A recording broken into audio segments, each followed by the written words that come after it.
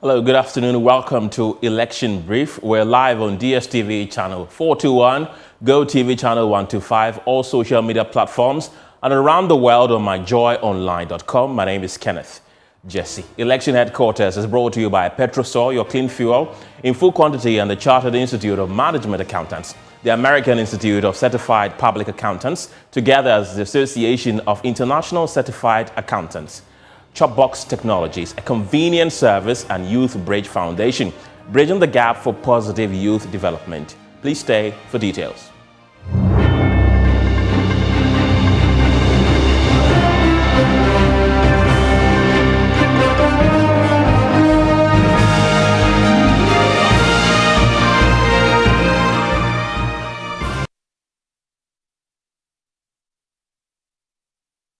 Hello again. The Minister of Chieftaincy and Religious Affairs, Stephen Asamoah Boateng, has urged traditional leaders to stop endorsing political candidates ahead of the December polls, warning that such actions could incite violence. He called on traditional leaders to promote peace during an interview at the Sahel Peace Initiative National Forum in Accra.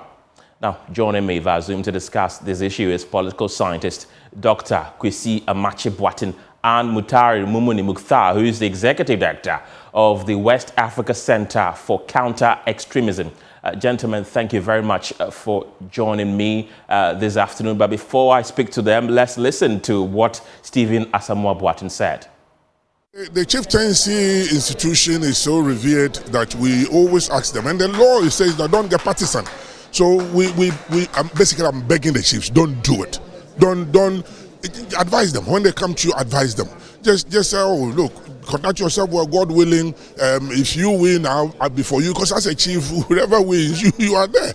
You are the eldest and revered. You must be able to bring us together when there's a problem. So if you take one side and I win and you are not on my side, I mean, how sometimes human beings, how do I work with you? It takes extraordinary people to rise above the pettiness to work with you. Sometimes they might think, oh, they don't like us, so I'm not going there, or I'm not greeting them. So please, chiefs, let's try and hold the two parties together, especially. You are our fathers, and I've said it on record that when we go wrong, bring us back to line. Call us into your rooms. Because political platforms, hey, when you stand up there, sometimes people just forget where they're standing. And the crowd yearning them, and you may say one or two things. If they do, please, chiefs, call us. You have our telephone numbers, call us. Bring us to order. I remember when I was information minister in Kufuor's town, many times I go, my mom would be on the radio, the master man can be, and that's my mom. And I said, Mom, that's it. And anytime I'm going to talk, I always remember my mom will be watching me. And this is what we want the chiefs to do. Don't get involved. Yes, you may be enthusiastic, you may have your personal feeling of a party, you want to vote for them, but that's your personal feeling. The law says you are above it, partisan. And also, as a father figure for all of us, just show that, elevate yourself to a higher level so that when there's a conflict between the parties, you can bring us together. That's Right, so that was the Minister of Chieftaincy and Religious Affairs, Stephen Asamoah Boateng, who is urging traditional leaders to stop endorsing political parties ahead of the December elections, warning that such actions could incite violence. Now, he called on traditional leaders to promote peace during an interview at the Sahel Peace Initiative National Forum in Accra. Now, joining me to discuss this issue is political scientist Dr. Kwesi Amache Boateng. Doc, thank you very much for your time this afternoon. Now, we've heard several times chiefs endorsing political parties. What are the potential political and social impacts of traditional leaders endorsing political candidates in Ghana's elections?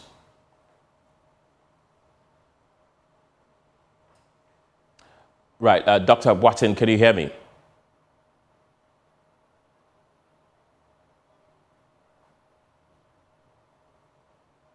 Right. It appears we're having difficulties connecting with Dr. Boateng there. But when we do connect with him, though, we will ask him a few questions. But the phenomenon has heightened in the Upper East region, where the MPP's Dr. Bawumia is on tour. Some chiefs, among other things, have predicted a win for the MPP flag bearer, Dr. Mahamudu Bawumia, citing their confidence in his ability to deliver. Samuel Imbura reports from the campaign trail of Dr. Bawumia.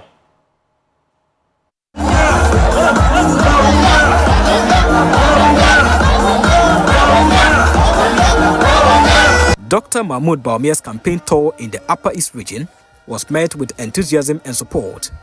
During his visits to various traditional authorities, he sought their blessings and endorsement for his candidacy. Key issues discussed included road infrastructure, poverty alleviation policies, and the free SHS policy, while acknowledging the MPP's government's effort. Led by Dr. Mahmoud Bawumia, the chiefs urged him to prioritize road infrastructure if elected. Paramount Chief Nab Azaksug Azantilo II of the Busa traditional area pledged their support and prayers for Dr. Bawumia's victory. Your nomination is an affirmation of the sterling qualities that you possess as a politician, a leader, and a human being. As you take your campaign across the country, I want to wish you the very best of luck. I pray for Allah's blessings for you personally, your family, and members of your entourage. Once again, I pray for Allah's bountiful blessings upon you. I look forward to meeting you in 2025 as President of the Republic, Inshallah. Similar sentiments were expressed by Paramount Chief Per Ditundini Adiale Ayagtam III of the China traditional area. Now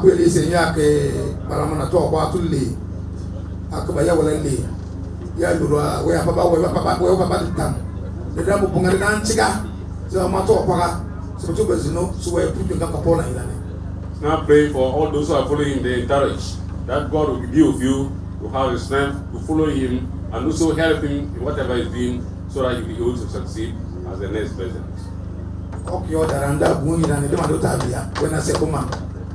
As you live here, he and his son, they will now be meeting and tell some strategies and see how they will go through and then everything will work. Dr. Bawumia assured the chiefs that his government would continue to improve the livelihoods of Ghanaians. He announced an initiative to distribute construction equipment to enhance road infrastructure.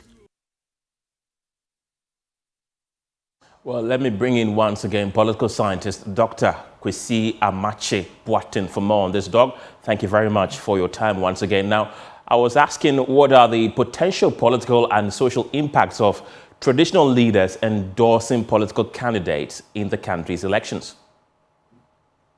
Thank you for having me. Good afternoon to your viewers. Actually, it is an interesting development. You know, our institutions continue to be built, and it looks like we are still struggling to understand how to allow or how to live side by side. Right. The traditional institutions generally, and in this particular case, traditional political institutions. Ghana, obviously, is not remaining a traditional society. It's going through time, it's going through change. Increasingly, it's becoming a modern society, but some traditional practices are going to be relevant even in our current situation. So, one of the areas where we continue to have challenges is the one we're talking about. Ordinarily, you realize that the Constitution acknowledges the existence of our traditional political institutions and also the fact that they have the right to be here and to play the roles that they play. And they are not encouraged to be partisan. And it is so established for very good reasons. It is to ensure social cohesion generally, and also politically to create an enabling environment, a level playing field for all political activities. Because these people, the traditional political leaders, are overlords of their areas. And politicians, will want to visit every part of the country, every corner of the system. So if Chief A endorses Party A, it really means a lot. Exactly what is the meaning of that? Does it mean that all the, if you like, the citizens of the area, those who find themselves in the jurisdiction of the overlord, are they tied to it? Are they going to be free to participate in their right in political activities of the land? Are they going to be free to do that? These are critical questions you want to ask. Now that the flag bearers are going around, what other questions are we asking? Flag bearer A comes in, you endorse him. What about the other flag bearers? Are they going to come to you? Right. And then what happens afterwards if these people don't win? Okay. Those you endorse don't win. So I think it is in the interest, first and foremost, of the traditional leaders to be as neutral as possible and find ways of, if you like, allowing their personal preferences to show. Right. And that personal preferences, not that of the whole community. So I think the traditional leaders who want to play it very, very safe. And also, given that they have been playing significant roles in settling disputes that arise after elections, once again, they don't have to declare their stance. Okay. Speaking of neutrality, how might Chieftaincy Minister Asamoah Boateng's call for traditional leaders to remain neutral influence the political climate leading up to the December polls? Sorry? I want to find out from you the call by Stephen Asamoah Boateng for traditional leaders to remain neutral. How is it likely to influence the political climate leading up to the December polls? Well, it's just a call. And generally, fine, let me say it's a good call coming from his office. Yes.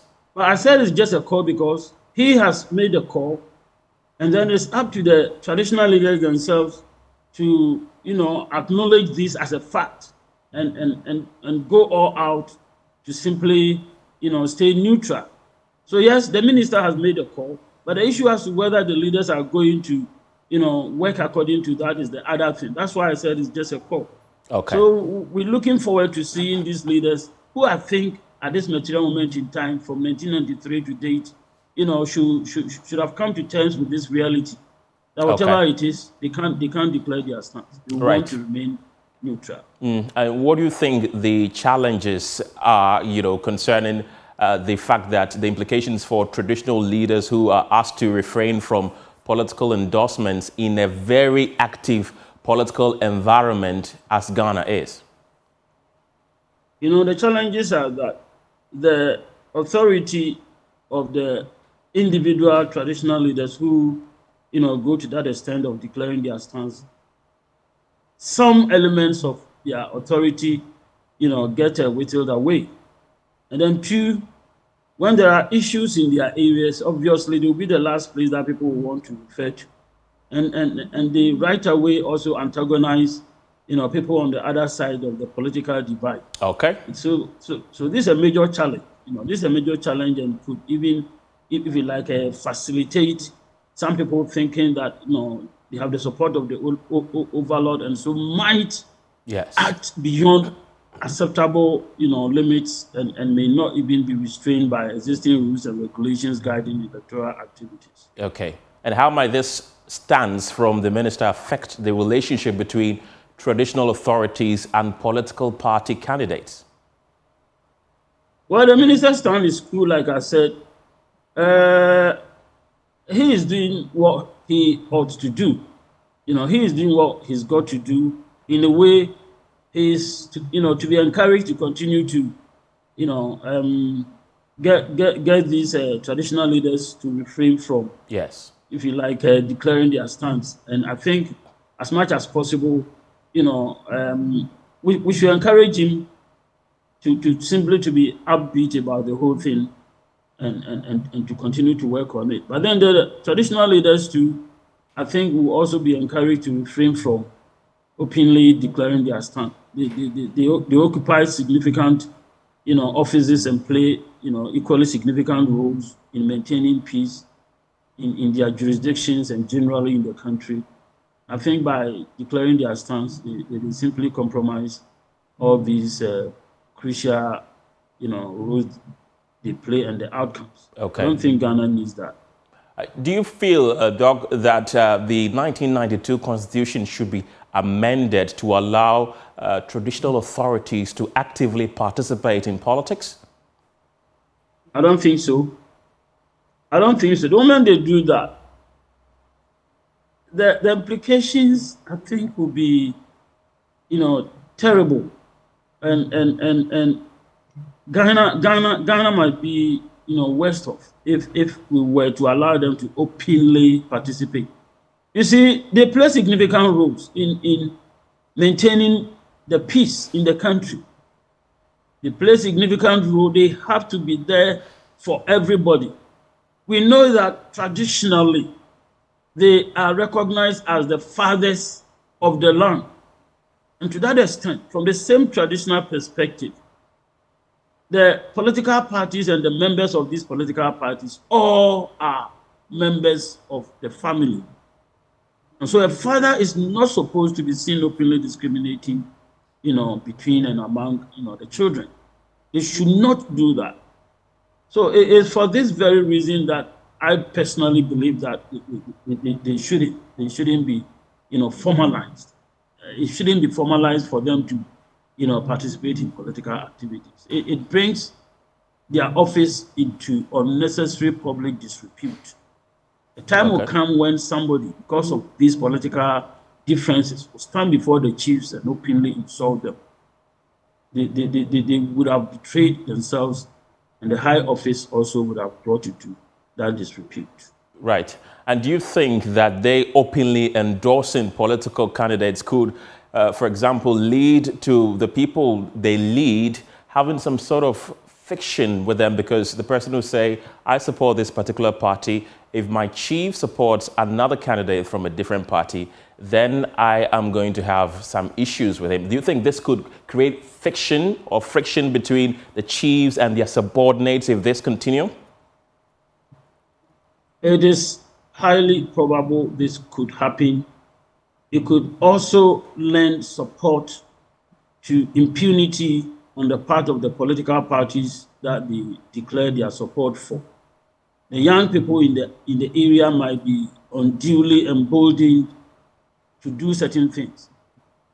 Such actions that the chief, the first person to take an action, rebuke these people and call them, into order. He will not be able to do that. And then between the chief himself, between the chiefs themselves and, members of their communities too. So we could have this friction occurring, from these two angles. Between the chiefs themselves and members of their communities, and then the political parties in those areas. All right. Dr. Kwesi Amakye-Boateng, I want to thank you very much for your time this afternoon. Now, in other stories today, the NDC flag bearer, John Mahama, is expected to officially introduce his running mate, Professor Nana Jane Opoku-Agyeman, to the chief and people of the Central Region. Adom TV's correspondent Kwame Enum is at the Central Region House of Chiefs and joins us now with details. Kwame, welcome to the program. What is happening currently at the Central Region? Has the introduction officially started? Yes, we are currently at the Central Regional House of Chiefs, as you mentioned, awaiting arrival of the flag bearer of the NDC and his running mate, Professor Nana Jane Opoku-Agyeman. And it is the official introduction of the running mate to the chiefs and people of the region. So at the moment, the program hasn't started yet.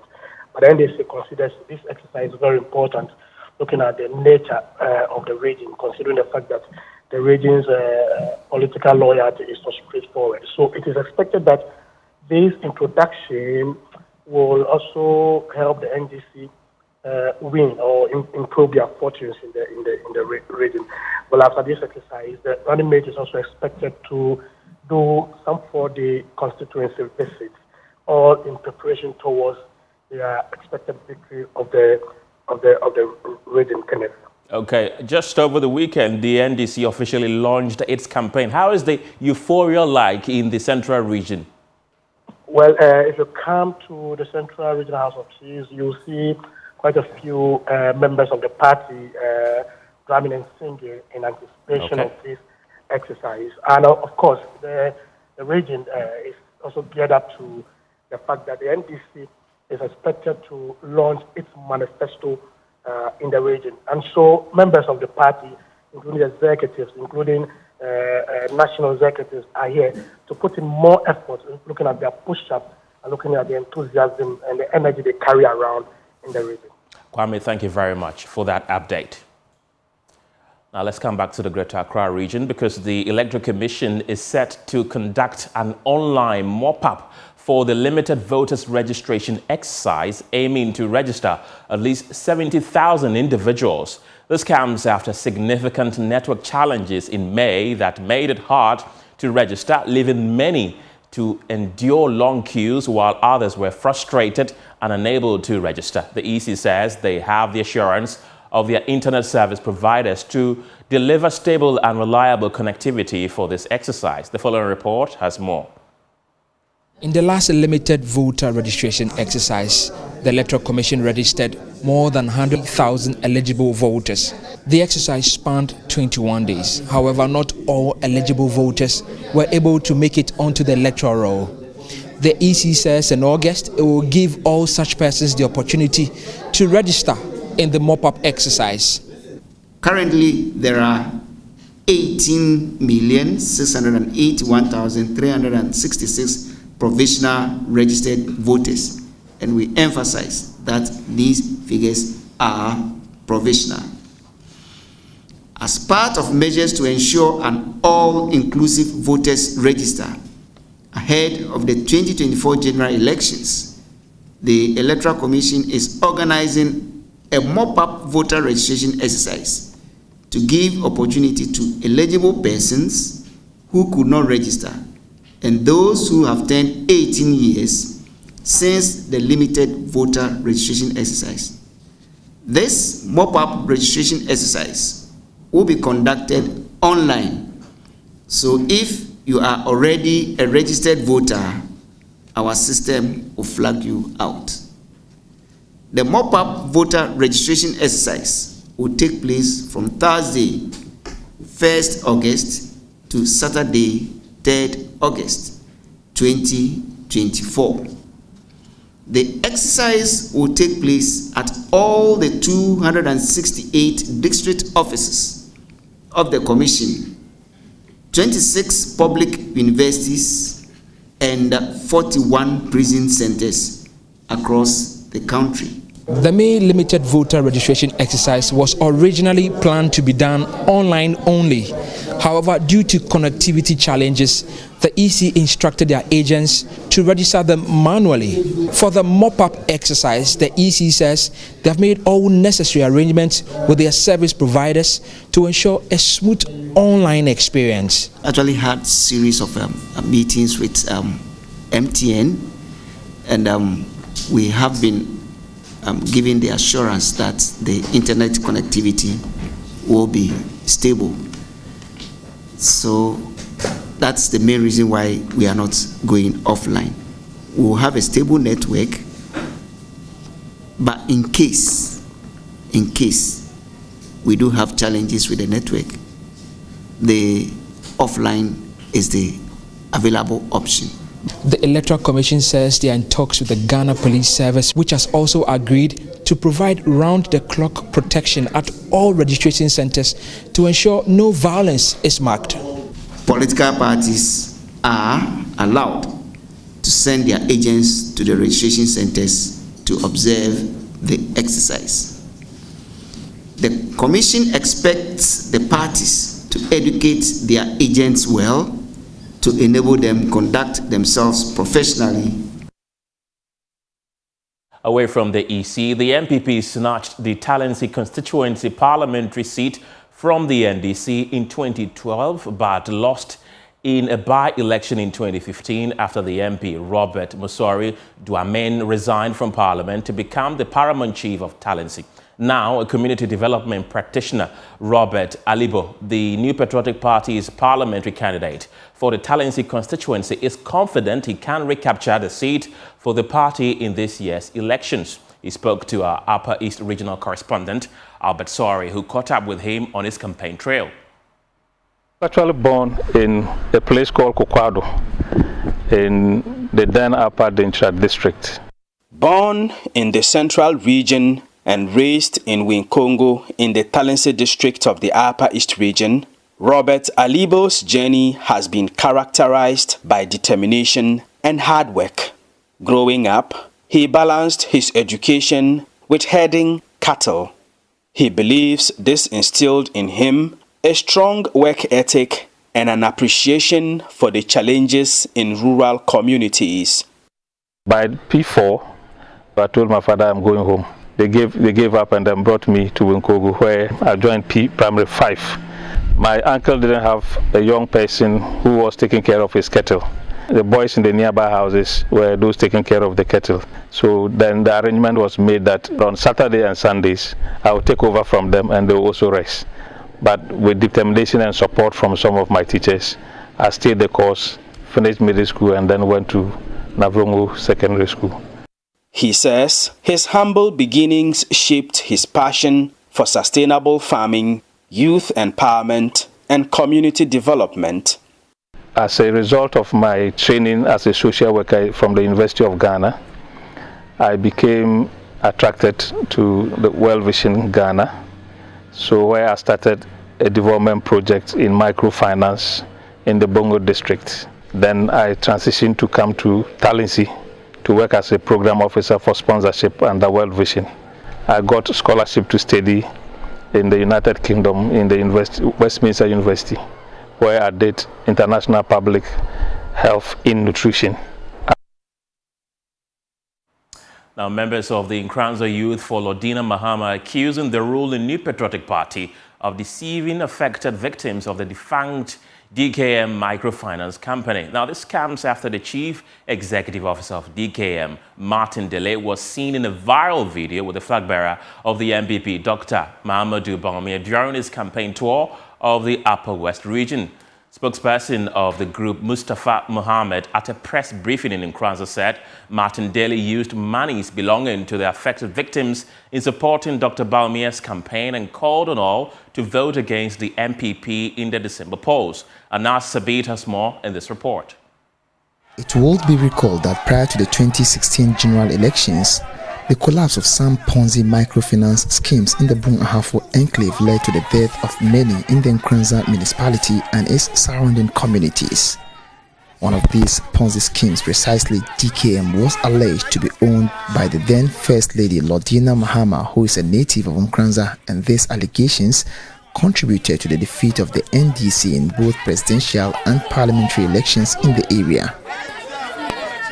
Nearly 8 years down the lane, the chief executive officer of the defunct DKM, Martin Dele, is seen in a viral social media images with the NPP flag bearer Dr. Mahamudu Bawumia during his campaign visits to the Upper West region.